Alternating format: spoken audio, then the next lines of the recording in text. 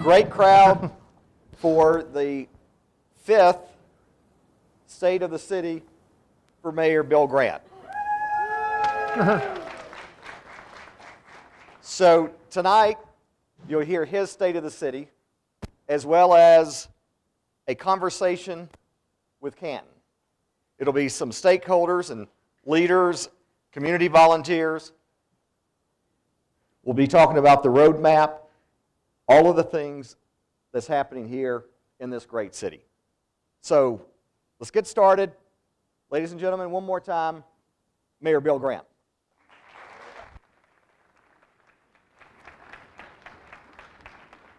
Thank you, Randy.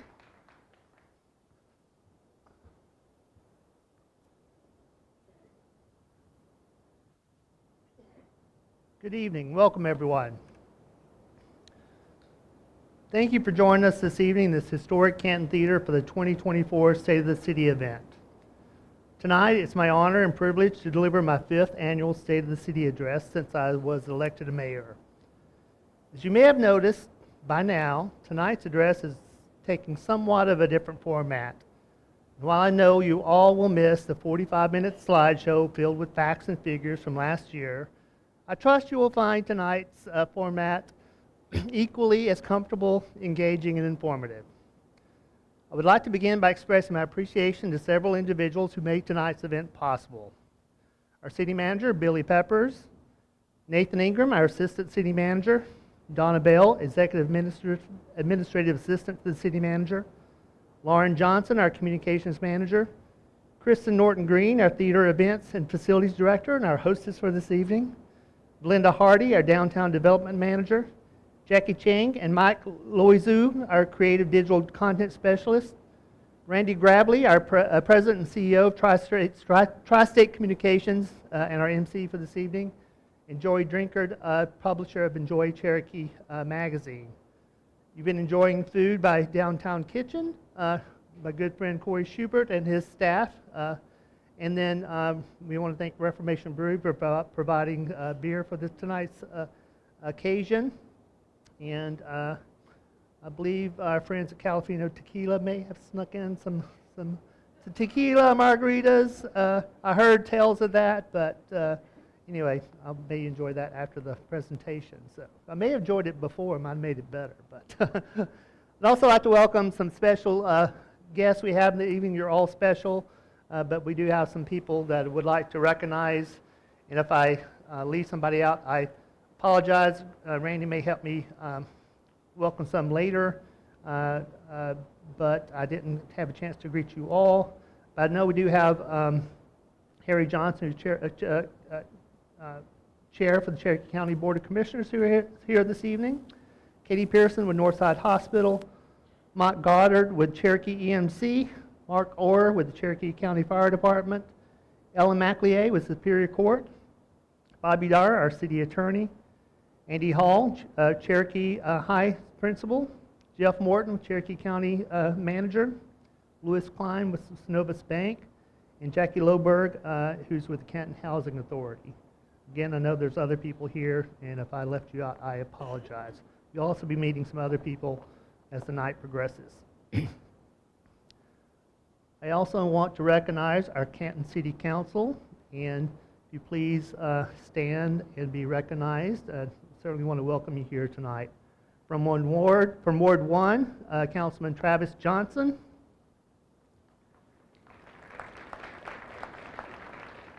Councilor Sandy McGrew.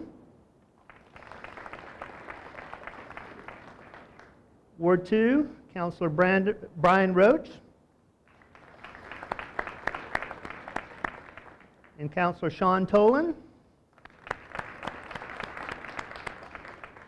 From Ward 3, Mayor Pro Tem Dwayne Waterman. And Councilor Ferris Shawn. Please give these individuals your thanks and appreciation for their hard work and commitment to public service. It's not an easy job, and they do a great job, and it's my privilege and honor to work with each and every one of you on a daily basis. I'd also like to recognize and give an appreciation to the outgoing council members from last year and the last term. Brooke Schmidt, who served from 2020 to 2024, among many other things. Brooke chaired our economic development strategies. She served on the Downtown Development Authority. She served as Mayor Pro Tem last year. As you know, she championed public art and tourism throughout the city. She wrote the grant application for the Railroad Street mural, and she was responsible for helping get water bottle filling stations in parks and city facilities, among many other things. Joellen Wilson, who's also with us tonight, was first elected to Ward 1 City Council in November 2015. She also served a second term from 1990 to 2009, as well as a third time. She just couldn't get enough, so 2016 to 2024. During those times, she served as Mayor Pro Tem. She chaired the transportation strategies for the city. She was instrumental in starting the city's benchmark program for purchase and dedication of benches in public spaces in honor of memorial and memory of local citizens. She represented the city in service delivery strategy negotiations, and she served as our city's voting delegate for many of Georgia Municipal Association meetings, among many, many more contributions.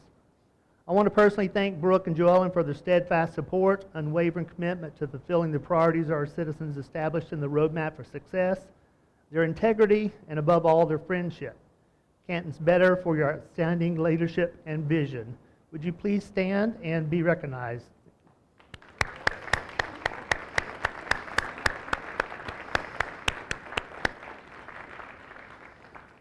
Thank you, ladies. I'd also like to recognize members of Team Canton who are with us this evening. Our city manager, Billy Peppers. Back there. Right back there working as usual. Our assistant city manager, Nathan Ingram. Our city clerk, Annie Fortner. Our interim police chief, John Lummis. We have many other members of our city staff. If you're a member of our city staff, please stand and be recognized. I'll point out many of them are in the back working, so very hard. Also, we have many members of our boards and commissions who serve the city so very well in the audience tonight. If you're a member of our boards and commissions, would you please stand, be recognized?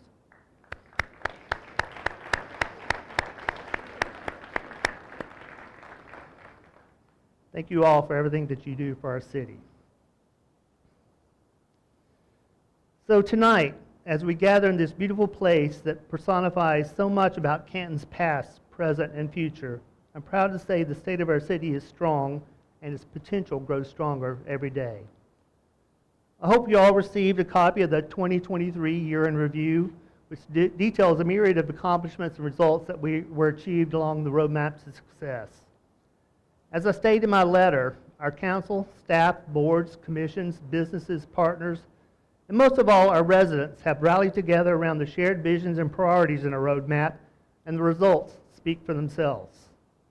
I invite you to review this information in detail, share it with your friends and neighbors, and to always remember that accurate and timely information are readily available from the City of Canton at any time. All you have to do is ask or visit cantongA.gov. And while I would not spend my obligatory 45-minute sermon espousing everything that was accomplished last year, please indulge me as I briefly touch upon just a few of the highlights from 2023. After ample public input, we completed our city-wide transportation master plan and prioritized the projects for implementation. These improvements will vastly improve transportation and traffic throughout our city over the next several decades. Our public art master plan was completed by our Cultural Arts Commission and adopted unanimously by council. In addition, we saw 2 new murals added in 2023, one in the downtown parking deck and one on the basketball court at Bowling Park. The city completed and opened the downtown Archer Street parking deck, complete with a solar canopy to power electric vehicle charging stations and offset energy needs for City Hall. Construction continued on the expansion of our water pollution control plant, the largest municipal project in the city's history, as we near completion of Phase 1, which will increase our treatment capacity from 4 million gallons per day to 7 million gallons per day. 175 new business licenses were issued in the city last year alone, continuing the ongoing economic opportunities that are created around our roadmap for success. From entrepreneurs and startup businesses like The Holler and Local Color Studio, to the relocation of major international companies such as Becker Robotics from Germany. 2023 saw the launch of Explore Canton, the city's tourism initiative, which will create a game changer when it comes to economic development. Speaking of which, our hotel-motel tax collections topped $1 million annually for the first time last year, and we added 3 new hotels in the city. As a testament to our policy that preservation is good business, downtown Canton witnessed the renovation and reopening of the historic Jones Mercantile Building by Penn Hodge Properties. Once again, this iconic building is bustling with activity and home to Thrive Canton, Palermo's Original Pasta and Sandwiches, meeting and event space, and soon another restaurant on the lower level. As we work to enhance the quality of life for our residents while keeping their taxes low, we received $4.4 million in grant awards for our South Canton Park and Marietta Road pedestrian improvement projects. After an extremely positive feasibility study report, we would retain Horwath HTL to market sites for a potential high-quality boutique hotel in downtown Canton, and also a luxury resort and small conference center on Lake Canton on the property the city purchased at the Bluffs. Last August, Main Street and economic development leaders from across the state of Georgia assembled in Canton, Georgia, as we proudly hosted the 2023 Georgia Downtown Conference. And I applaud our team and partners on a job well done. We also opened the new state-of-the-art playground at Heritage Park, which includes additional inclusive, adaptive, and accessible playground equipment for kids of all abilities. We launched our Canton River Rock Summer Concert Weekend last year at Etowah River Park, and it included the extremely popular Roots and Boots tour with Aaron Tippins, Sammy Kershaw, and Colin Ray. We recently completed a $4.3 million renovation expansion of one of the city's older parks, Harmon Park, and added a mini-pitch soccer field with assistance of the first state grant from the Atlanta United Foundation. Special thanks to the Cherokee Youth Foundation and Impact Soccer for their assistance with this grant, as well as Councilman Sean Tolan for his leadership. Since I mentioned soccer, I also want to point out that Canton is now home to the Georgia Impact Women's Professional Soccer League team with players from across the country. And our team finished in the top 10 of the southern region in their inaugural 2023 season.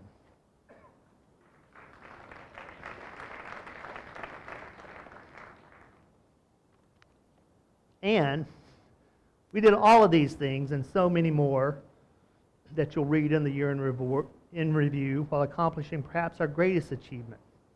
In a year defined by rising inflation and substantial increases in property assessments by the county tax appraiser, our council worked to keep taxes low by holding the millage rate at 5.4 mills, the lowest in the city's history. We also held taxes low in the midst of substantially reduced revenues due to the abeyance of new residential development we had in place for all of 2023. In an effort to conduct a comprehensive review of growth and development throughout the city and ensure the best and highest quality over quantity solutions moving forward, our council and staff issued an unprecedented 12-month moratorium on residential development until we completed, reviewed, and assessed the following items: the city's housing study update after the 2020 census results, the city-wide transportation master plan, which I mentioned is already completed, the 5-year update to the comprehensive plan, which is completed and approved by the state, Parks and Recreation master plan, which is in process, pending completion of Phase 1 of the water pollution control plant project to increase sewer capacity to all residents and businesses throughout the city, and lastly, to revisit the city's existing zoning categories and map to consider the first comprehensive updates in well over a decade. The bans has been extended twice now for a total of 1.5 years. Council will hold a work session on Thursday on the zoning updates from 3 to 5 p.m. before our council meeting. You're all welcome to attend. And I want to reiterate, I stated this in December, that we will take time to get this right. Doing it right is far more important than doing it quickly. I want to thank our staff and council for their thoughtful and thorough work over the past few years on this topic. And I want to thank our residents for their input on this matter as well. So as we move forward to 2024 and beyond, it's my hope that the City of Canton will focus on two key concepts: experience and innovation. After all, the past 4 years have been some of the most productive in the city's remarkable 190-year history. We've launched new programs, created new events, opened a history center, supported preservation and adaptive reuse of over 600,000 square feet of historic buildings in our downtown business district alone, added more arts and entertainment options, purchased and protected more land than any other administration and council in our city's history, and welcomed many new businesses and private ventures, just to name a few recent developments. I would just suggest, bless our hearts, that maybe it's time to take a breath.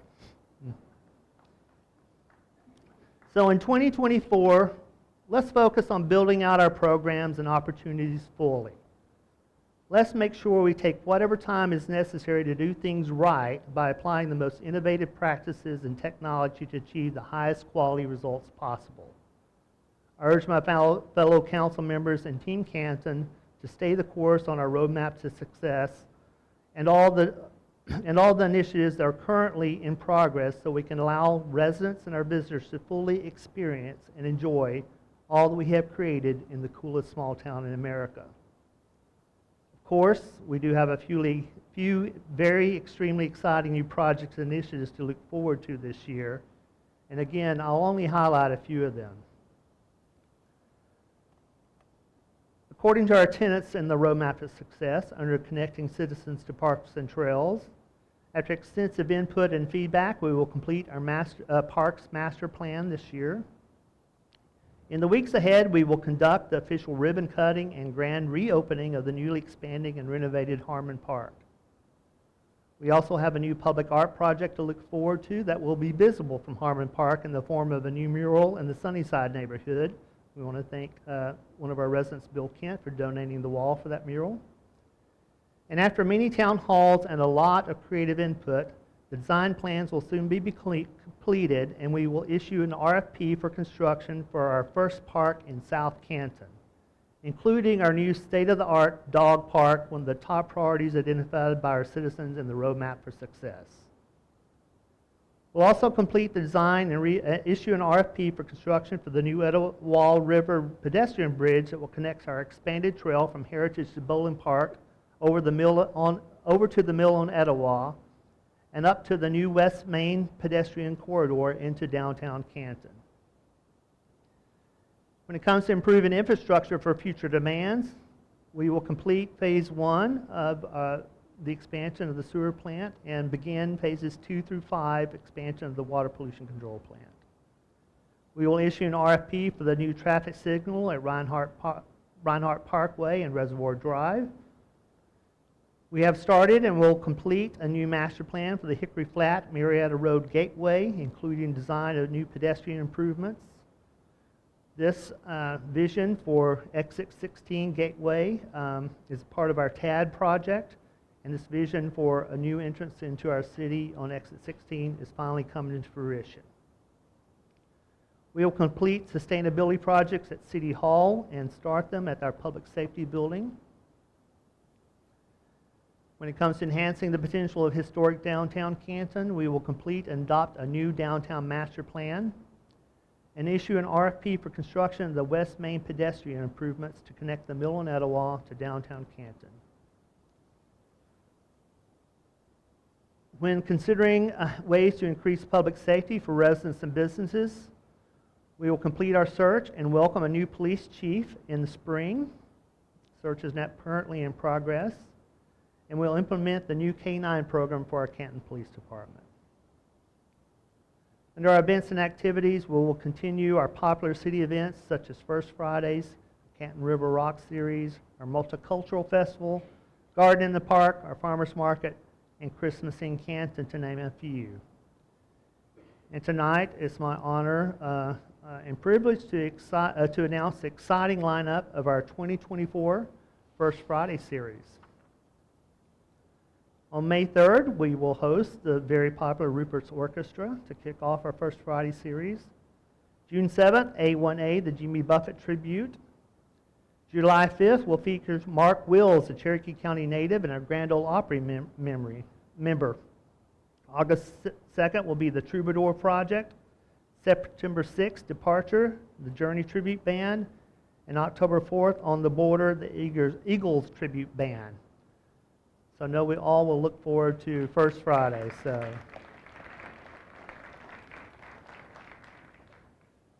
again, those are just a few things to look forward this year that we know about, and we know things will always pop up. So now that my charter obligations have been fulfilled, let's get good to the good stuff, some actual conversations about Canton. I think most of you know what an optimist I am, especially when it comes to our city. Many years ago, I started using the hashtag, the coolest small town in America, more as a manifestation or rally cry based on Canton's potential and the passion our residents and business have for our city. Today, I use that hashtag with pride and total confidence, knowing that we have achieved this recognition through the collective efforts of a lot of people who have invested their blood, sweat, tears, and souls to co-create this wonderful place we are fortunate to live, work, play, and serve. During the recent elections, candidates were asked, what do you see as the biggest challenge facing Canton going forward? Of course, the common, obvious, and correct answer was growth. However, I talked about growth in somewhat atypical terms. While I enjoy seeing so many citizens and business using the coolest small town in America hashtag for Canton today, there are some that suggest we are no longer a small city due to the growth of this region. My response is this: a true small town is not defined by population, but by the hearts and mindsets of those who call it home. While the state of our city is strong and growing stronger, we must remain mindful that we live in a world that is often divisive, fragmented, and sometimes downright disrespectful. Many of the small town characteristics that define America have been lost in the hateful political rhetoric that plagues our nation, or more commonly replaced by instantaneous negative and sarcastic comments that fill our daily social media feeds. Here in Canton, however, we have more nonprofits and service-minded organizations than any other place I know. As mayor, I get a lot of different requests. To be honest, some of them are from residents in dire need of assistance for whatever reason. I'm happy to report that whenever I ask council members, staff, partners, nonprofits, or even the list of individuals that I keep that are always there to assist for any reason, without any questions asked, the answer is always, yes, how can I help?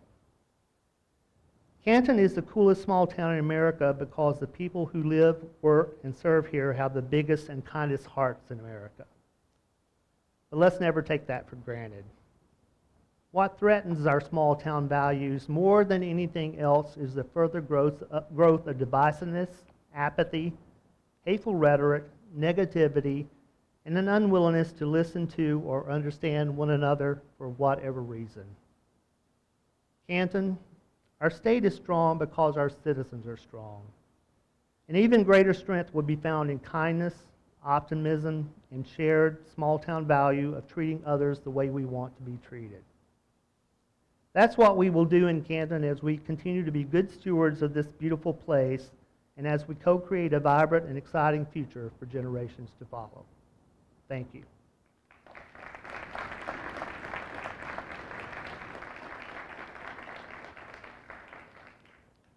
Now it's my honor to welcome back our MC for the evening, Mr. Randy Gravley, and together the two of us are going to have the pleasure of chatting briefly with a few of my friends and colleagues who have proven to be great stewards and co-creators of the coolest small town in America. Randy, welcome back.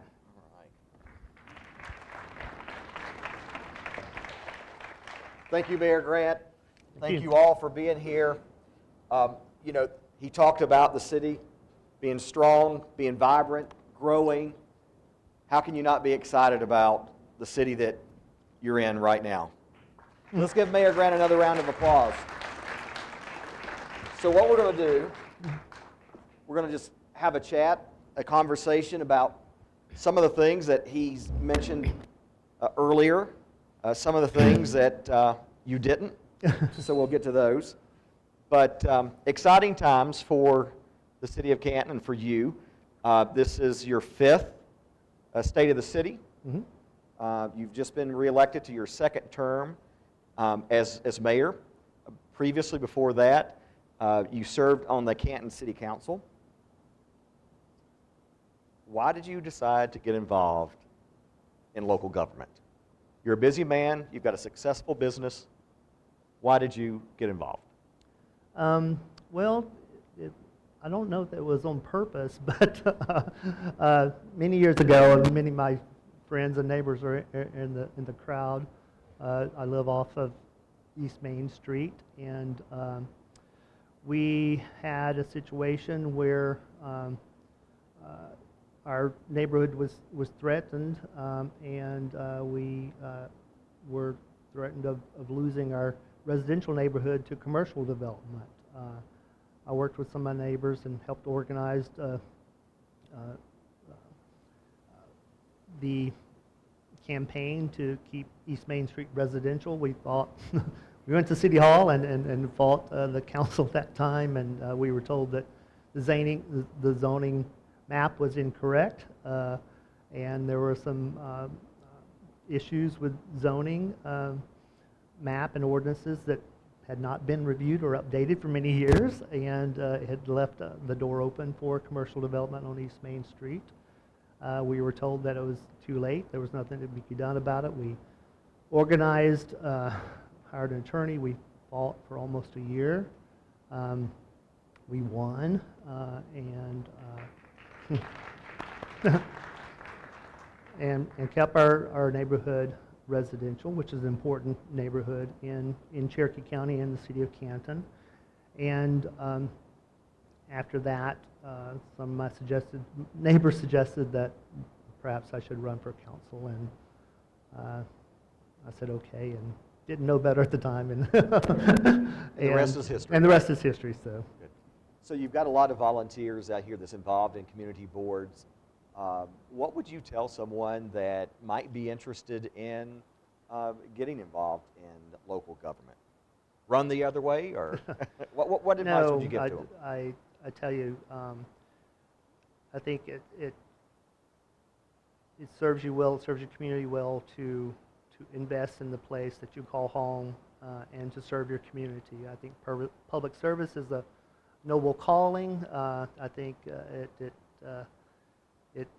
doesn't seem popular anymore, but it is very worthwhile, and to invest in your community and to serve your community, I think is time well spent, and is very fulfilling.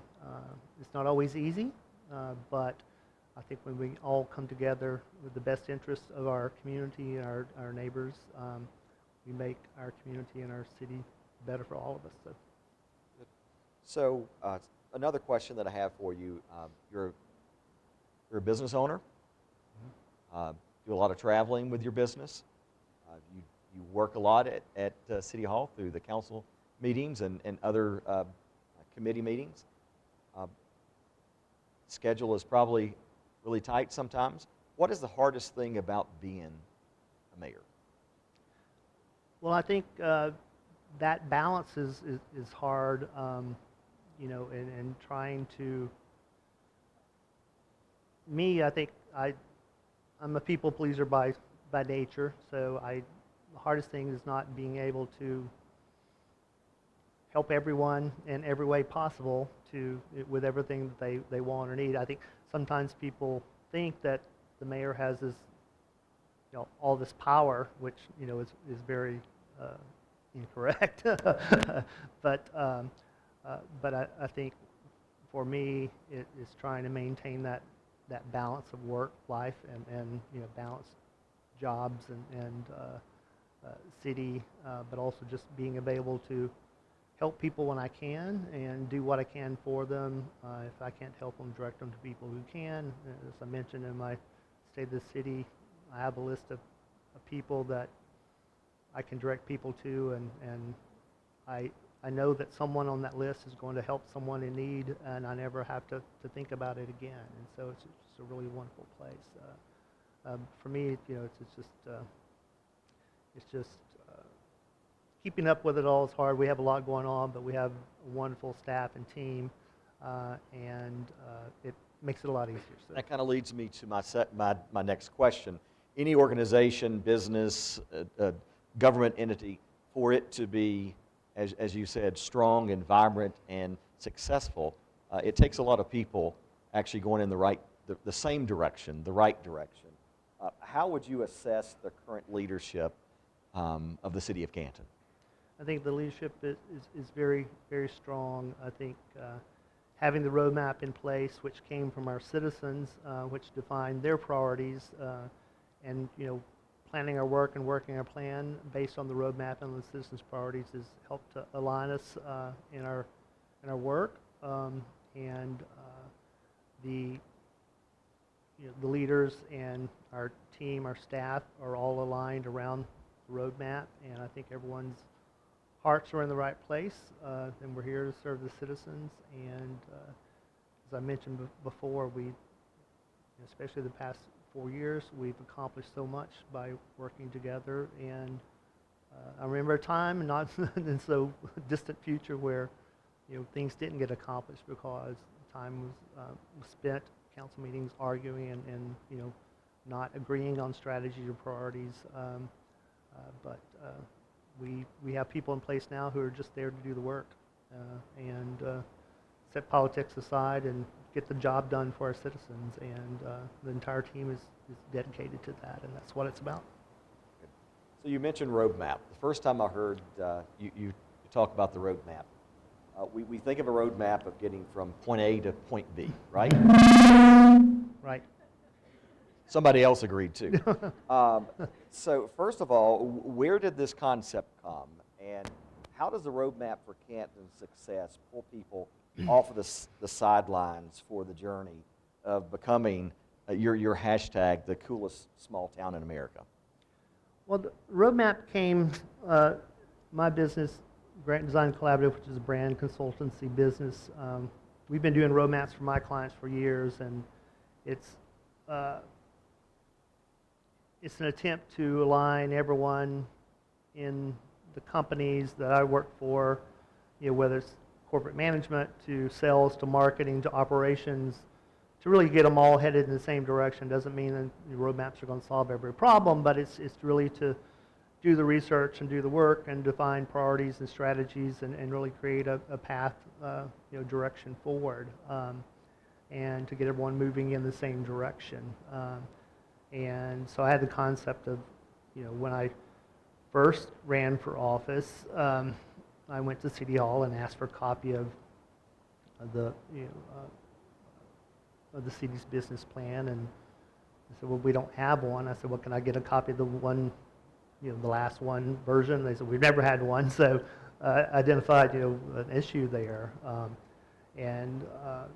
So I thought it'd be helpful to have a plan to work from, and then I thought, that plan should, really originate with citizens and what their priorities were. So getting the team, Team Canton and council to hold town halls. Of course, when we started in 2020, 2 months into my term, we know what happened.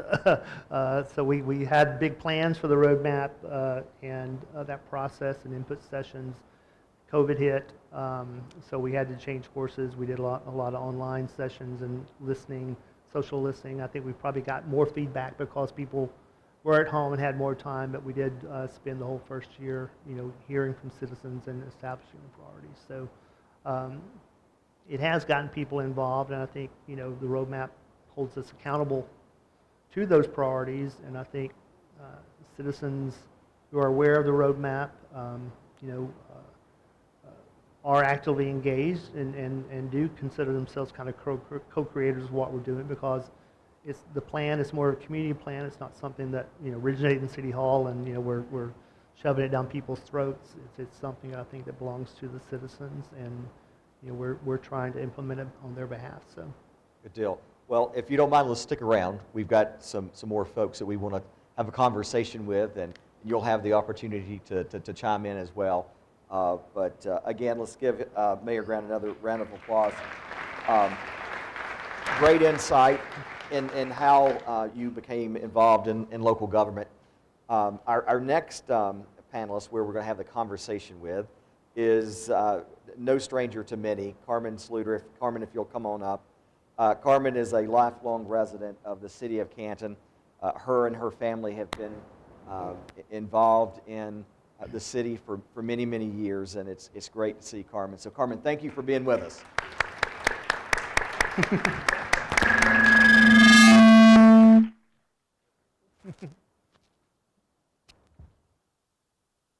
So Carmen, you're like me. You lived in Cherokee County in the city of Canton all of your life. So you've definitely seen it change, right? Where we've had to drive outside of the county to get services, whether it be medical or going to the mall and things like that. That's not the case today. No, not at all. So you grew up here, you moved away. Why did you decide to move back to the city of Canton? Canton is home, and when I moved back to Canton, I actually thought it would be temporary. But because I had lived in Grant Park in Atlanta for 12 years, and I thought, it's gonna be a little different going back home. But coming back to Canton, things had already started to change. And there was more places to go eat than McDonald's.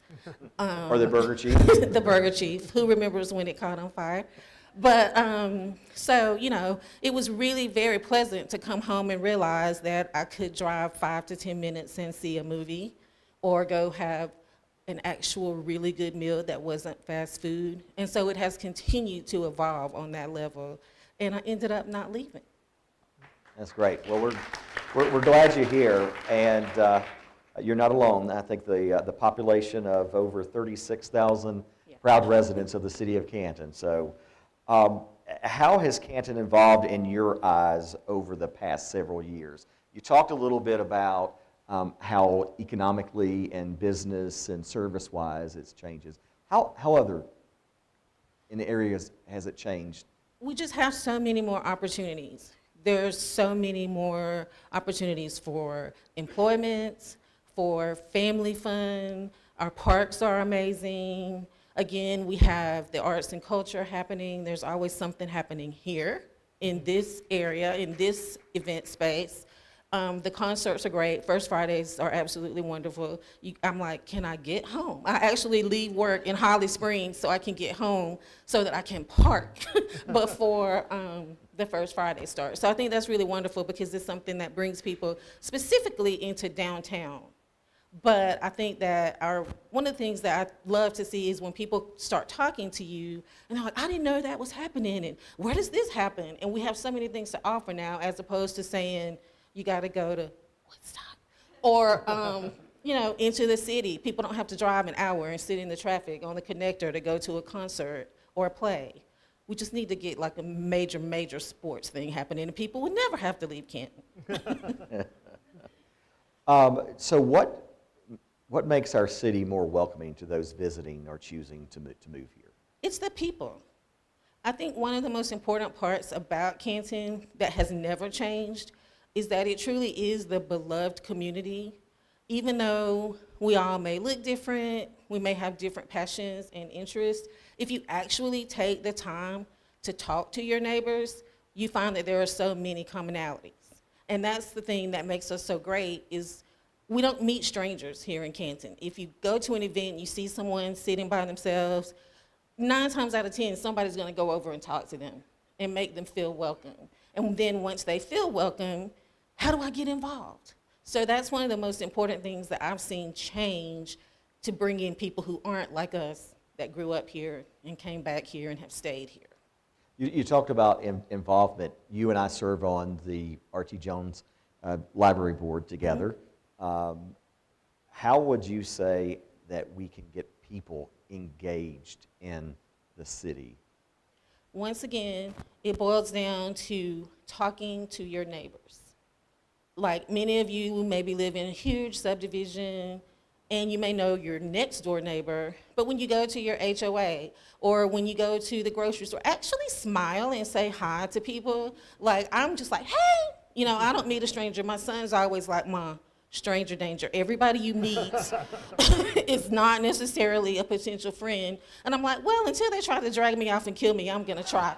So it's really up to us to talk to people. If you see somebody out that seems unfamiliar or uncertain or hesitant, then you need to tell them why this community is so great, find out what their hobbies and interests are, and say, hey, I think you would be great on this board, or you like art, then you need to work with us. Let me introduce you to Jamie, or, you know, that type of thing. So it always comes back to the individual. Awesome. Well, thank you so much. And you're going to stick around because we've got some more folks. And at the end, we're going to have kind of a panel discussion on a couple of issues. So, but thank you for coming, giving us your insight of why this is the coolest small town in America. All right, I'm going to go sit down there. Okay, all right. We'll let you. All right, everyone. Carmen Sluter. Thanks, Carmen. Our next up is Mr. Penn Hodge with Penn Hodge Properties. He is no stranger to many in this room. He is really an incredible person in terms of what he does for development here in the city of Canton. Penn, thank you for being with us. Thanks for inviting me. So you've got developments all over Metro Atlanta, really nice ones. We're very lucky to have your investment in the city of Canton from the Etowah Mill, the mill on Etowah, Right. and then also the historic Jones building that you've just renovated. And if you've not had a chance to see that, you've got to go check it out. It's incredible. You've got a lot of opportunities in a lot of different places for investment. Right. Why invest in Canton? Well, I live close by. That's a big issue. You reach a certain age and stage in life, you want to stay close to home. I think that I'd never really done anything in Cherokee County through a career of almost 40 years. And it was kind of just serendipity. I mean, we came up and, you know, Grant, my partner, his family had an ownership piece in the mill. And it was no grand plan. We came up and looked at it. It was full.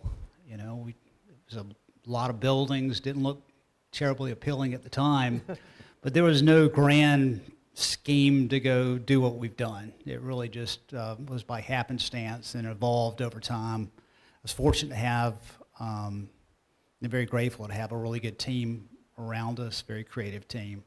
Dana's here. I mean, she kind of runs the show for us, and it was like the whole thing was kind of like making sausage. You know, we would disagree and fight over issues, but the end result was just, I think we're really proud of it. Well, as I said, yes, absolutely. An amazing investment in the city, absolutely. Two great properties. So you did the mill first, and then you did the Jones building.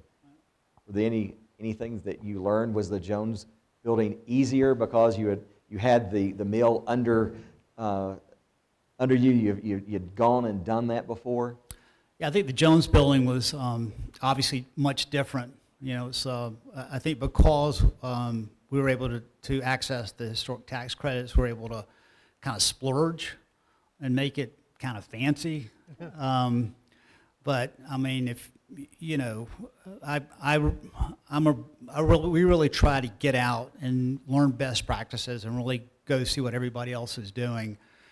And it really is a remarkable building. I mean, what we've done's amazing, but we had a lot to work with. I mean, it's, that I kind of look at that in the mill, the mill was built, 120 something years ago, and they built it in about a year and a half. And to me, it's like looking at the Great Pyramids of Egypt. It's like, how did they do that? It's taken us like 4 years to kind of wrap up, really just, repurposing it. But I think the Jones Building is the same way. I mean, the ceiling heights, the materials used in it, you really just can't, if you're going to go ground up, you really just can't afford to kind of build something like that from ground up. Just makes no economic sense to do that. So staying on that point, you talked about originally it only took a year and a half, and it took you, 4 years, did you say, to Right. refurbish it, to get it back to in how that you wanted it? Why preserve the old? Well, firstly, I think we got a lot of things that are worth preserving in Canton. I mean, I think that's the differentiator of Canton and a lot of other Georgia towns is firstly, it's the path of growth. The people are going to show up, and you've got these kind of incredible buildings that are worth repurposing. I mean, I'm not a preservationist kind of purist. I mean, there's some things that aren't worth preserving. When you think about, like, the Parthenon was built on the rubble of some other old building, but that's certainly a building worth preserving. Well, what I would say is if you look at those two properties, award-winning properties, I may add, Misty is here, and we'll talk to her a little later. The mill at Etowah received a couple of awards for that, and it's something that we all should be proud of, and I know that you Right. are. Yeah, we're very grateful for the community too. So who are the people choosing to call Canton home for their businesses and offices? I think what you're seeing, Cynthia and I kind of spent our formative years up the 400 quarter, and you see the similarities of, living in Johns Creek, Alpharetta, that area. Now we live in Milton. We're, probably 15, 20 years behind there, but I think what typically happens is as Atlanta grows, people move further out and they chase the good school systems, and usually they become great bedroom communities. And then over time, business owners say, well, hey, this business is growing. I'd rather locate my business in my community. And I think that's kind of where you're at right now. You really haven't reached that period where you're going to get a lot of Fortune 500 corporations and that sort of thing up here. And who knows, that may never happen, but we are in the path of growth. People are going to show up and want to live here. So you've just undergone these two projects that we talked about, incredibly proud of for this city. How was the process working with the city? Was it a true partnership of getting these buildings renovated and opened? Well, I would say that, I've worked in a lot of jurisdictions over 30-something years, and the leadership, not only at the council level, but also with staff, has been almost world-class. It's just, it's, the bar is very high, which is where you want to be. And so it's pro-growth, but it's always quality growth. And treat everybody there's no kind of favors there. Everybody gets treated similarly. And I'm just, once again, we're kind of grateful that we've landed here in this period of time where, Bill's leadership in terms of, creating a roadmap. I mean, how do you really know where you're going unless you kind of, have a plan? And I think his plan has been pretty spot on. And just thankful he's our mayor, at this period in time. Yeah. So, any other future projects in the city of Canton?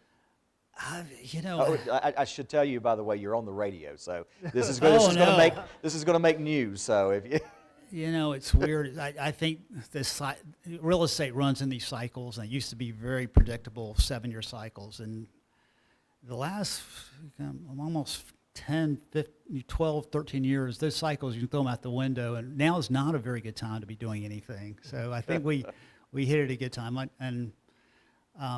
No, I think the short answer is no, we have nothing else planned. I think we're segueing into kind of becoming more focused on marketing. We're launching Canton Retreats. It's going to be focused on team building, corporate retreats, and leadership development. So we're going to kind of use our assets and our staff at Thrive to kind of really try to make most of North Atlanta know about what we're doing up here. And the city's been a great partner in terms of kind of, helping us effectuate those kind of things. Right. Mayor, anything to add? I think just building on what Penn said, and again, thanks to Penn and his team so much. Thanks for your investment in Canton and believing in Canton, in your vision for your projects. But again, building out, alluding to what I said earlier, is we have done so much, we've started so much, we've built so much in the past few years, taken the time in the next couple years to fully build out those programs and the potential we've created. We have so much potential in what we already started to catch up on that and to fully create those programs using innovative techniques and principles and technology so that people can fully experience it here. Our own citizens and residents and businesses, but also people in surrounding communities can discover what we have truly created here and what we're going to create in the years to come. So it's a very exciting time. Absolutely. Ben, thank you so much for being with us. If you'll stick around for our panel discussion. That's Ben Hodge. Up next is Daryl Rice. Daryl is the VP of Community Revitalization for City of Refuge, Atlanta. Daryl serves on many boards. He currently serves on the Canton Housing Authority Board and was recently elected chair. Daryl, welcome. Thank you. We're glad you're here. We're going to be talking to you, of course, housing issues. All right. Imagine that, right? Imagine that. All right. So what are the challenges and how can we improve housing for those that are in most need in the city of Canton? Oh boy, there are a lot of different approaches to that question. Let's talk about those different approaches. Okay, very well, briefly. Let's start with the Canton Housing Authority. I'm a relative newcomer. I've been on the board a year. Kendall Jones, bless his heart, he is Mr. Housing for Cherokee County. He decided to rotate off the board and recommended me to be his successor. Thank you very much, Kendall. So he's been a mentor and a great friend, but he has set in motion over the last 5 years. I feel like I'm jumping on a runaway train. Some of you may or may not know that public housing has been around in Cherokee County, Canton, for over 40 years, and the inventory of public housing has not changed in about 40 years. We've had 160 so units, and it's been that since the early 80s. So while our population has changed dramatically, exponentially, the units has not. that has not. But what has happened is that we've set in motion a plan over the next 3 or 4 years. The number of public housing units will double in the next 3 or 4 years. And yeah, I think that's worth celebrating. So how is that doubling? Let's talk about the... Well, there are 3 primary locations. I moved to Canton 11 years ago. I didn't know about these locations. I owned a motorcycle.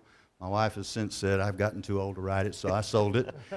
But my motorcycle rides, I usually ride through neighborhoods, and I wanted to know a little bit more about my city.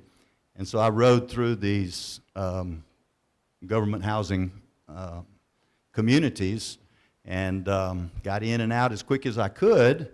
But I've later learned that these are safe communities.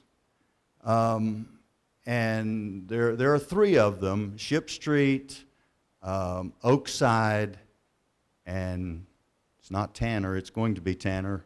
What's it called? Jefferson Place. So what's going to happen is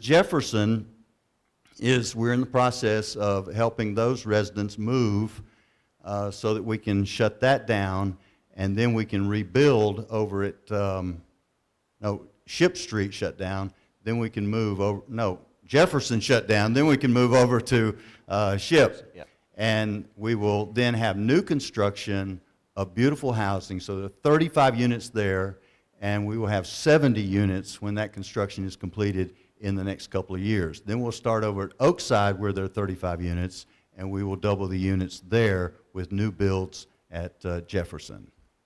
All right. So what are some of the struggles that first-time home buyers face in this current market? First-time home buyers face the struggle of down payment and the cost of housing.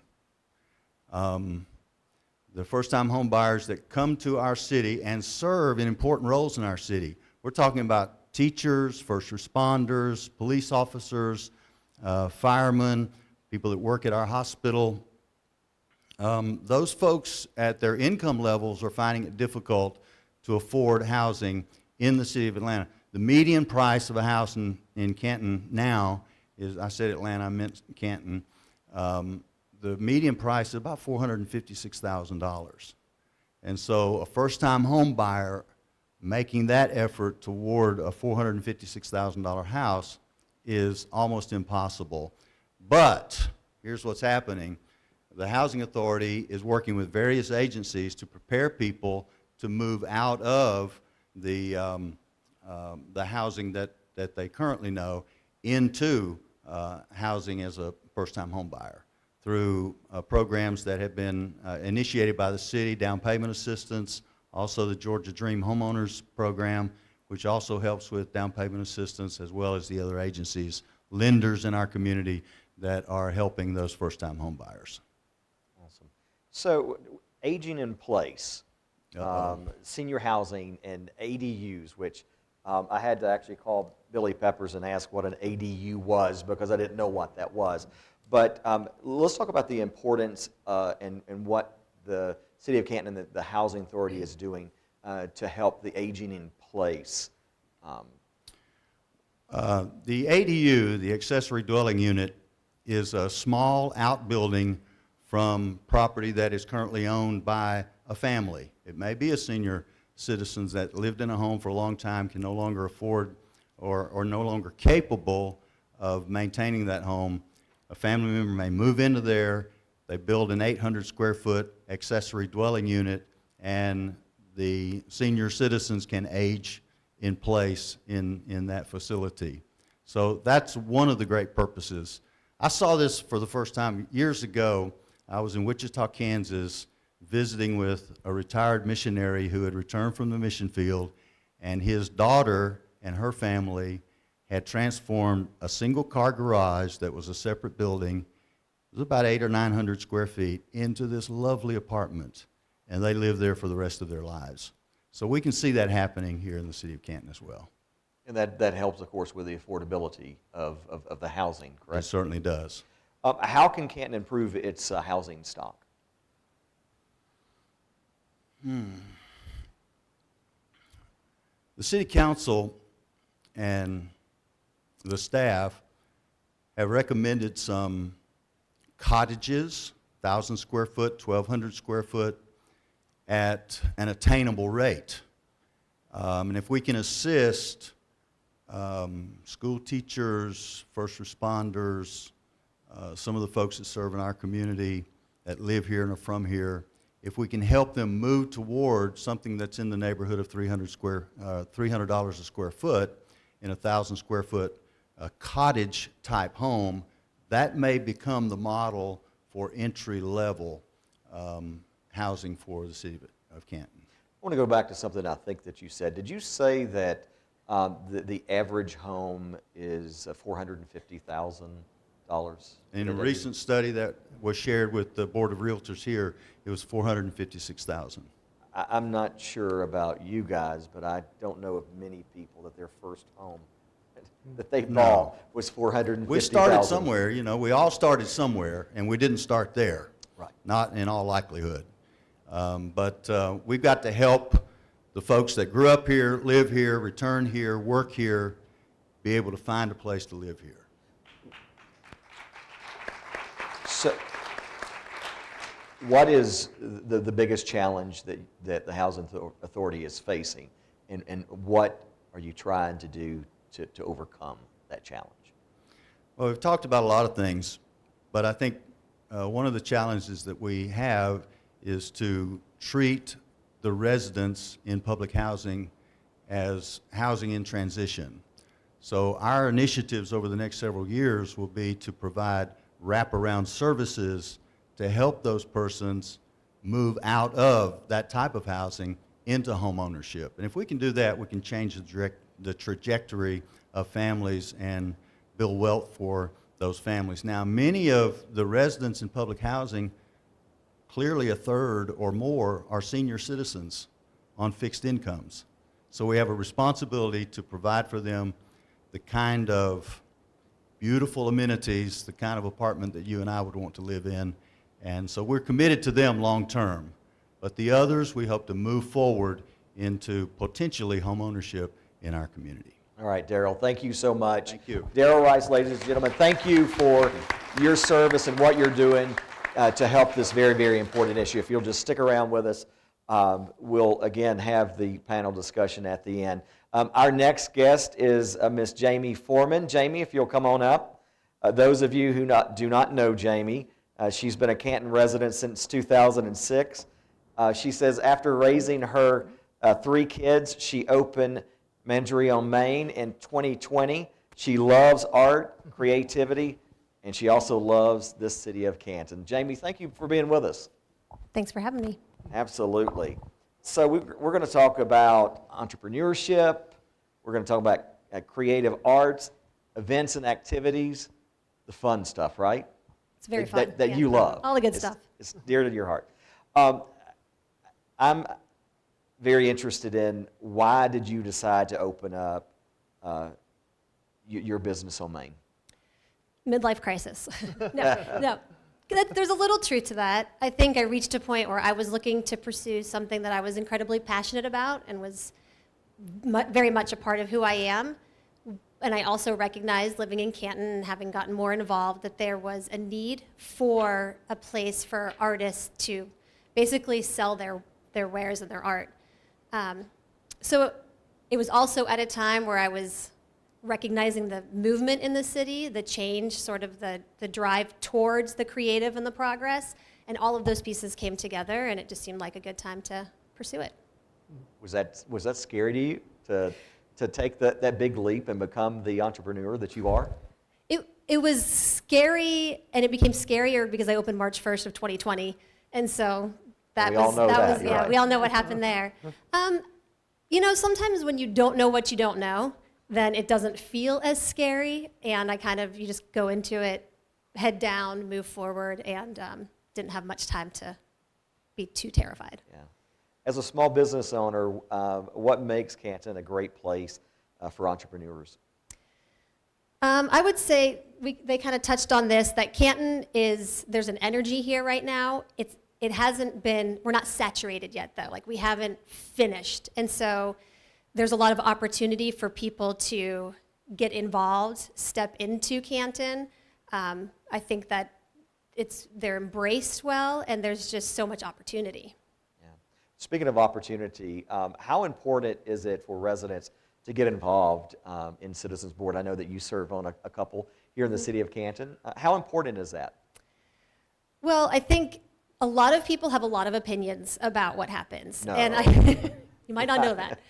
So I think if you have something you would like to see or not see going on, the best way to do that is to step into a position where you have a voice, or at least you gain a lot of knowledge, because I think a lot of people think they know what goes on, and they don't. So if you care about the place where you live and you want to see something moving in a particular direction, then I think it's very important to get involved. Oh, that's great. So we talked about the art studio that you have there, your business. A lot of times, art in cities and governments don't get the attention that other places do. what does vibrant public art look like to you? And then what would you like to see, what are you proud of that the city of Canton has done in that respect, and what would you like to see going forward? I think a vibrant public art scene is one that where it's so integral to the city that you almost can't separate the two. And I think we all have reference points for that. There are so many towns that people love to visit. And it's almost like you don't even realize why you love it, but the culinary scene, the music, the visual aspect of it, it's all in place, and it becomes almost the identity of the community. I think that's what a vibrant public art scene is. I think Canton has really stepped into that. I know when Brooke began the public art initiative, it takes a lot of education, because a lot of people think, oh, they're just wasting tax money dollars on big paintings, and that is absolutely the minimum of it. You know, the Public Art Commission adopted the master plan, and in that, I think there is an educational component where you're teaching people it's not just about embracing the arts, although that's a big part of it. It's all the economic development aspects of it. I mean, it's important and amazing to have public art in a town, and I think everybody will appreciate it once it's there. It's just teaching them that it has to get there, and that takes a lot of, effort. Did I answer that? I feel like I want to. Absolutely. I feel like I want to stray. Mayor Grant, I'm going to ask you a kind of a follow-up question. How do you assess how the city is doing in the public arts here in the city? Well, I think, we're really getting started, but I think what's so exciting about the Cultural Arts Commission, and certainly the Public Arts Master Plan, is that we do have a plan, and we're not out there just, doing a project at a time. And when we started the commission, working with Brooke and the committee, we talked about the importance of a plan, and the plan of the Cultural Arts Commission and all of our boards and commission have a copy of the roadmap, and their goal and objectives are our board or commission, how do we support the objectives of the roadmap? So again, we're all working one plan, one directive. I mean, I think what's so great about Jamie is that she does embody, everything that's great about the roadmap. She did recognize an opportunity. We have so many businesses that have started in Canton over the past 4 years since the roadmap was implemented. Whether you look at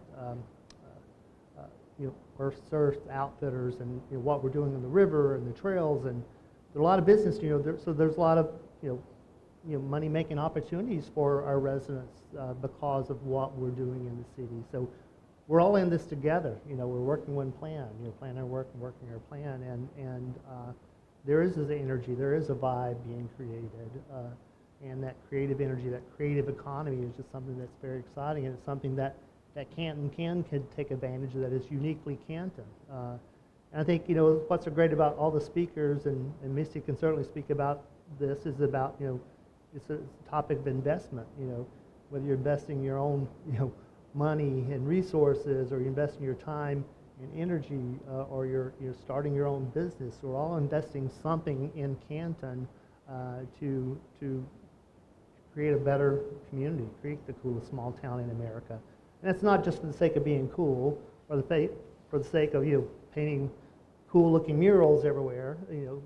Public art is economic development. Tourism is economic development. So, but they're not those things just automatically. They're those things because we have a plan, and we're working that plan and its strategy. So there's goals in place, there's metrics in place, and we're trying to be accountable to those. So we're all working together, to create, to reach common objectives and goals. So. All right, Jamie, thank you so much. If you'll stick with us, just move over one. Jamie Foreman.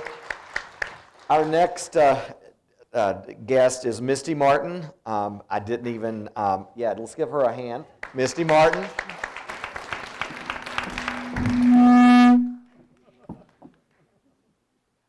Misty, of course, is the president of the Office of Economic Development in Cherokee County, co-ed. I didn't write any of your bio down because I feel like I've known you forever. I like to say that Misty probably has the most fun job of anybody in Cherokee County because she gets to go around and be our #1 cheerleader when we're talking about bringing business and industry into either the city of Canton or our other communities in Cherokee County. So, Misty, thank you so much for being with us. You've heard the mayor's state of the city address. You've heard of a lot of things from Penn and the others on here. This is just a really exciting time for the city of Canton. And when people are looking, when companies are looking to relocate to the city of Canton, why are they looking to come here?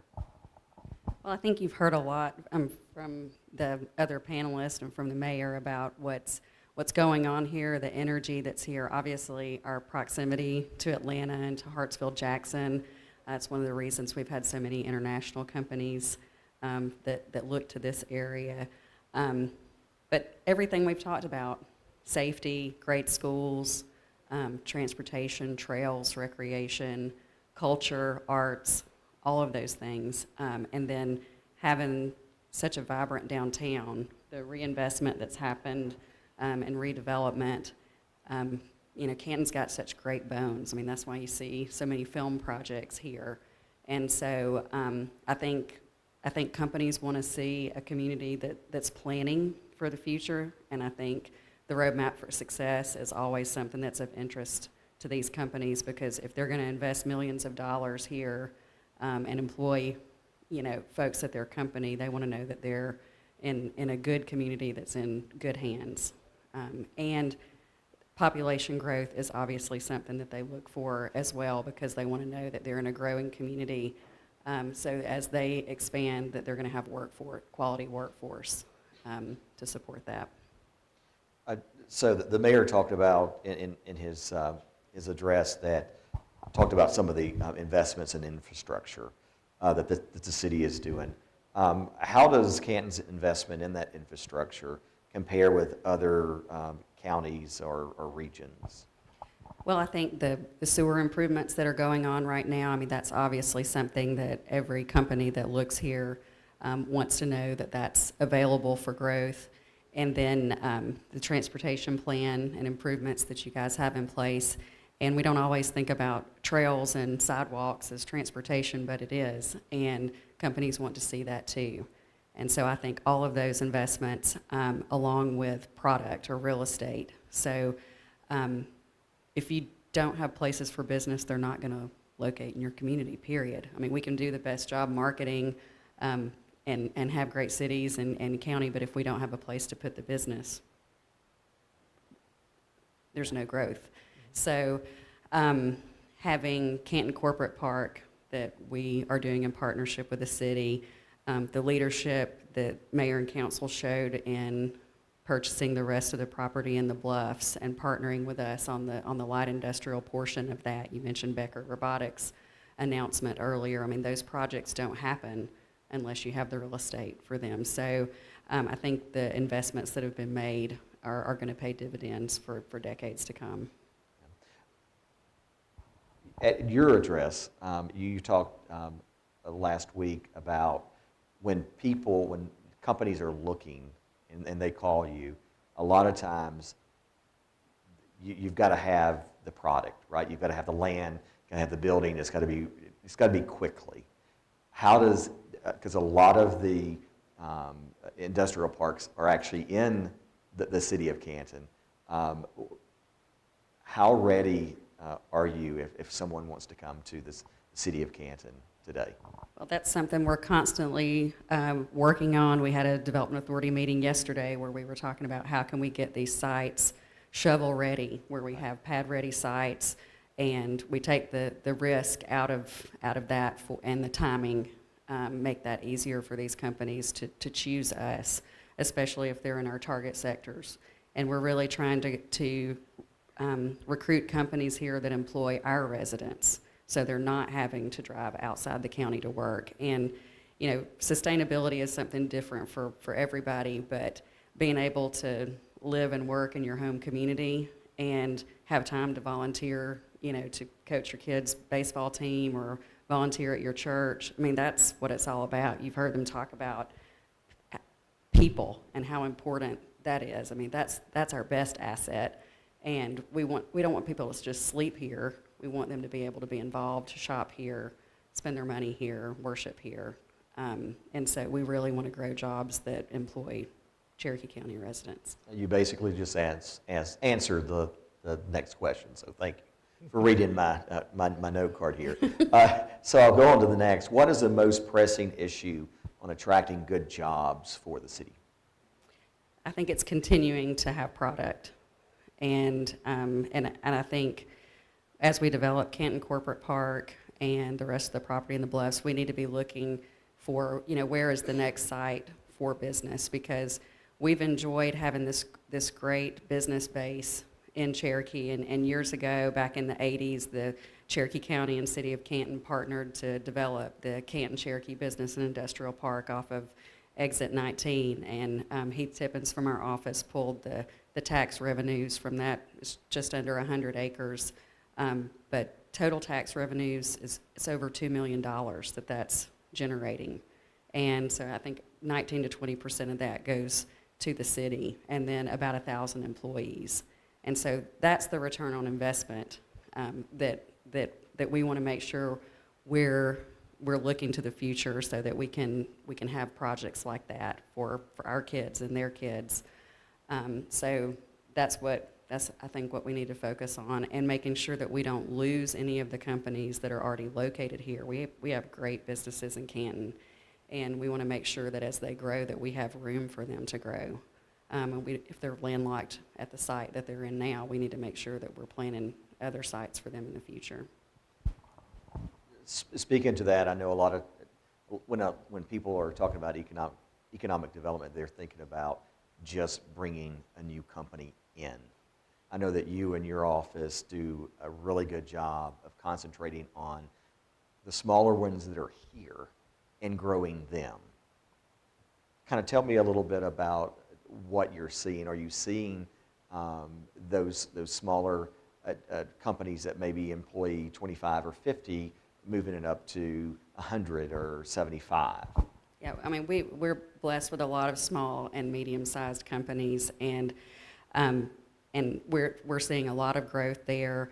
A lot of them are moving their headquarters here because of the quality of life here in the South, and specifically in Canton. So I think we focus on our existing companies first and foremost, because the general rule of thumb is that 80% of your new investment in new jobs come from your existing companies. And while recruiting the new company is sexy and fun, and it always makes a big news splash, it's really important to take care of the ones that we have here. All right, thank you so much, Misty. Let's give Misty a round of applause. So, thank you all for being here. You all did an incredible job and highlighted why the city of Canton and our community is in such good hands. It's vibrant, it's strong. It is a great place to live, work, and play, and it's going to continue to do that. So the mayor and I are just going to kind of throw out some questions to all of you guys, and if you don't mind, there's 2 microphones there. Just kind of pass them. Don't do that. Yeah, thank you. Daryl, if you'll just get that one and just kind of, whenever you. So my first question, quickly, we'll start with Carmen. The mayor mentioned this earlier in his talk, but what is one thing that is uniquely Canton to you? So for me, my motto is that Canton is where my story began, and it's where love resides, because my family is here. The place that you live is the land that you plant your feet on, that you walk on. That is what helps to grow your identity. So I would not be me had I not been raised in Canton, and I think that's one of the main reasons that when I came back, I realized that I didn't need to leave to find anything great, because it's already here. So for me, it is about the sense of place that Canton has provided and that has guided me throughout my journey from being from here to being from away and now being back. So it's just all about my personal identity. Thanks, Carmen. So, Carmen, lifelong resident. I'm going to go to Jamie next because she's not a lifelong resident, but she loves the city.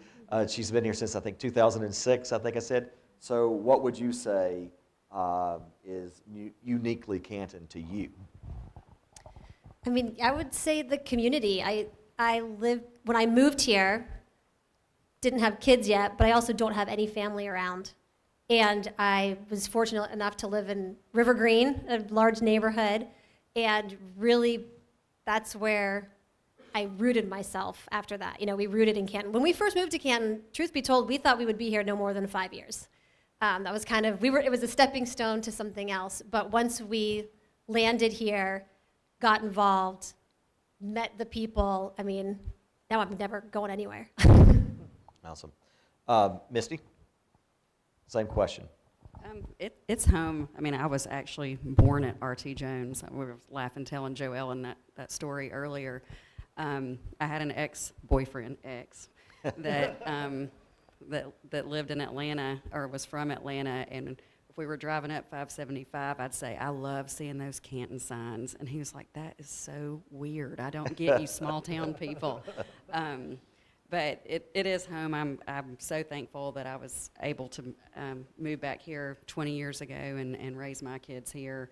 And I think just the sense of place that we have here, and the fact that it is, we're preserving what we have, but we're very progressive, and that makes me very proud. It also makes it very easy to sell Canton and Cherokee County to prospective companies too. Thank you. So, Penn, from someone who doesn't live here, but you've got a lot of investment, you've invested in this city. What do you see as uniquely Canton? Well, I think a few things. One's the river parks, you know, the green belt that's in development. That's really a big differentiator, you know. The historic buildings, you know, you don't have that many really great historic small towns in Georgia. I mean, so that's kind of big. And I think the other thing is the fact it has that kind of small town vibe where everybody knows each other, you know, families are interconnected. You mentioned fabric of a community. It's, you know, I hope that we don't overdevelop Canton. You know, I spent most of my career in Alpharetta, and it's like it's just gotten so big and so kind of overdeveloped, and people have talked about other cities in Atlanta kind of reaching that breaking point. So I hope we moderate to some point along those lines. And I think the other piece is the human capital piece. You really do have a sense of community. It's kind of got some a younger generation, and you also have an older generation that all have kind of connected, and they really kind of help make the city a great place to live and to work. Daryl? I was hoping I'd get to answer that question. I moved here from Oklahoma City, and Oklahoma City has the most revered food truck festival in all the United States, the most celebrated. And other cities have studied, large cities, what makes Oklahoma City different. And you know what they concluded? It wasn't the quality of the food, wasn't the variety of the food. They concluded they like each other. That's what I like about Canton. I go to First Friday, go to the events at Etowah Park, and I get the sense that it's not an us and them, it's all us. It's a we. And we like each other. And there's really kind of no weighing where we are on the socioeconomic scale. It's just we're Canton folks, and we like each other. I like that a lot. Mayor Grant, very quickly. I think, you know, a lot of things that, you know, I think these people, their opinion is much more important than mine, but a lot of things that they mentioned. But I think it is the sense of community, and I think the fabric of the community, the different people that live here from all walks of life now, and the people I meet, you know, who have moved here recently, and I, you know, strike up conversations, and, you know, I find out where they came from and their history and their backgrounds. I'm just fascinated by the people I meet on a daily basis, and some are like, you know, very famous people, have done amazing things, and some people are just, crazy as hell, and they're just so interesting. And I think the mixture of those Just people remember, you're on the radio. Mayor.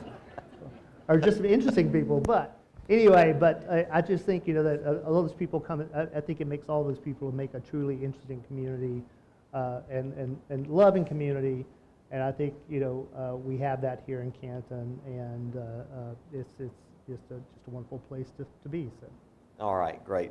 Well, we've heard a lot of great things from each and every one of you about why you're so excited about the city of Canton and why you think it's such a vibrant city.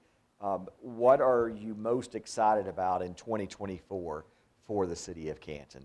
And we'll start with Daryl, you, because we had you last time. When I was appointed on the Housing Authority Board, I printed out 3 pages of acronyms. I hope to learn all 3 pages in 2024. I hope you do as well, because I had to learn some for this as well. Penn, what are you most excited about? Well, right now with the rates going up, it's like there's a saying going around, survive to 25. So 24, we're all expecting to be a tough year in real estate. But, I think that, at the mill, there's we were kind of we didn't really feel like we were kind of totally a part of the downtown area. And I feel like now we're really working in lockstep with the city. And so I'm so thankful that we've got a great staff and great leadership at the council level. So, Carmen? I think that with the new council and with the roadmap, I'm really looking forward to see what you all work together to do to make things move even forward. We have, hashtag coolest small town in America. We also have hashtag Canton Forward. One of the things that I'm looking forward to is seeing what we can start to do moving out into the other areas of the city, more specifically going into South Canton, because I think it's really a great amount of potential there. We're doing great things downtown, and it's wonderful, but I'm very, very excited to see what we can do to make it move out so that the people who live somewhat on the outskirts feel like, oh, hey, we're a part too. We have to kind of tell people when you get into conversations that it's not just downtown Canton, it's the city of Canton. And to make things more available to them, to give them something to actually invest themselves in. So that's one of the things that I'm really excited about moving forward with the new council and with the new term for Bill, is to see what we can do to push Canton forward. All right, thank you. Jamie, what are you most excited about in 2024 for the city? Well, it's definitely art related. First, we have the first ever West Main Arts Festival coming up in March. So bringing, thank you, bringing an art festival back to the city that's been absent pretty much since COVID, maybe a little before. And just seeing what else happens. We have a new business, Local Color Studio, that opened up, all dedicated to the arts. And artists are coming out of the woodwork, and they're just going to add such flavor. And I know that the leadership and the community is embracing it. So just excited to see where that goes. All right, thanks. Misty? We have several companies that are considering Canton, so we're hoping that they'll make a decision this year and start construction. Heath from our office sent me a note when we were sitting over there. We've started using a new software called Placer AI, and he and Vanna Hernandez from our office are working on that. And Penn, they ran a circle around the mill and looked at the visitors when you started the redevelopment compared to now, and it was 96,000 annual visitors to begin with, and it was 719,000 last year. So, we appreciate your investment and what that means to tourism, and we're really looking forward to seeing the potential of that redevelopment too. All right, Mayor, you want to add anything? I think there's so many things, but one thing I'm very, very excited about is our focus on Exit 16, Hickory Flat Highway, our TAD district. I think it's public knowledge that the city and PDA recently bought Canton Village Shopping Center. It's a kind of key piece of real estate to make all of our plans work, but that entrance into the city, which is the primary entrance that any business for the first time, anyone flying into Atlanta Airport, they're coming to Canton, they're going to come in that exit, and it has been, quite frankly, an eyesore for many years, and so to be able to transform and reimagine that major entrance and gateway into Canton, this is a huge opportunity for all of us, so I'm really excited to finally get that started. I moved here in 1996. I moved my business here in 1996. I had my clients who came here the first time said, "Where did you move to?" I had my friends in Atlanta, down in Atlanta, I would try to get them to come up to visit me in Canton. I was like, "No, you come down here." Now my friends in Atlanta is like, when can we come see you in Canton? We want to hang out, and they want to come here now. They want to get out of the city. So, but I'm excited about that gateway among many things, and working with our new council to make all the things happen that we have going on. So. A lot of exciting things going on at the city of Canton and in our community. Thank you all. I was going to ask some more questions, but I did not think that you guys were going to be so long-winded. You did a great job, but you did do a great job. Thank you all for what you do for the city.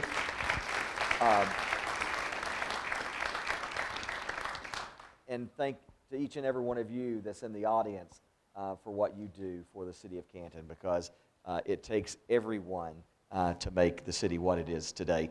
Mayor Grant, I'm going to turn it back over to you if you want to add anything.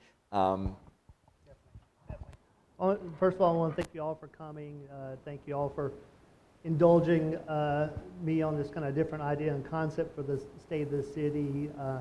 I thought we wanted to do something different. I didn't realize until I started to prepare for the presentation this evening that I'd have to kind of throw away the template I've used for the past 4 years. It's just really easy to put in the kind of new facts and figures, and like I'm going to have to start this from scratch. But thanks for the team to made this happen. Thanks to you all for participating in this. When it came to conversations, there were so many people we wanted to feature, but the 5 of you were just natural, and thank you for participating tonight. Randy, thank you for being our wonderful MC, and WLJA for broadcasting this tonight. I think there's some conversations going on that we're going to try to have more of these conversations throughout the year. I think Randy is going to be working on maybe some podcasts on these subjects and some different subjects in our roadmap. So Canton is a conversation. We're a work in progress. We're never going to rest on our laurels and say, you heard a lot of great things going on. It's like, hey, we got it figured out. We don't have it figured out. We're working hard every day. This council works hard every day to make things happen. We have the greatest team. Our staff works hard to make things happen for our citizens. So we're going to keep working. But it takes all of us in this room to make things happen, and you're all ambassadors and co-creators in the coolest small town in America. So when you leave here tonight, we hope you pick up a challenge coin, and it features all of our roadmap tenants and also our 190-year anniversary on here. So I want to leave you with this challenge to go and co-create the coolest small town in America, help us carry our tenants forward, and pay it forward with random acts of kindness, and do great work in our city to help us move things forward, and create great positive future for our city and everything that we do. Work with each other, be kind to each other, talk to your neighbors, talk to those strangers who are sitting alone in events and all the things that we're doing in the city. And I think, again, at the end of the day, you'll find we have a lot more in common than we do, than make us different. So the one thing we have in common, we live in the coolest small town in America. It's the greatest place to live, work, play, and serve. And I am honored to be your mayor once again. And again, I thank you for coming tonight. So hope you enjoyed the evening. Make sure you get your coin on the way out. Pay it forward, and have a great evening, everyone.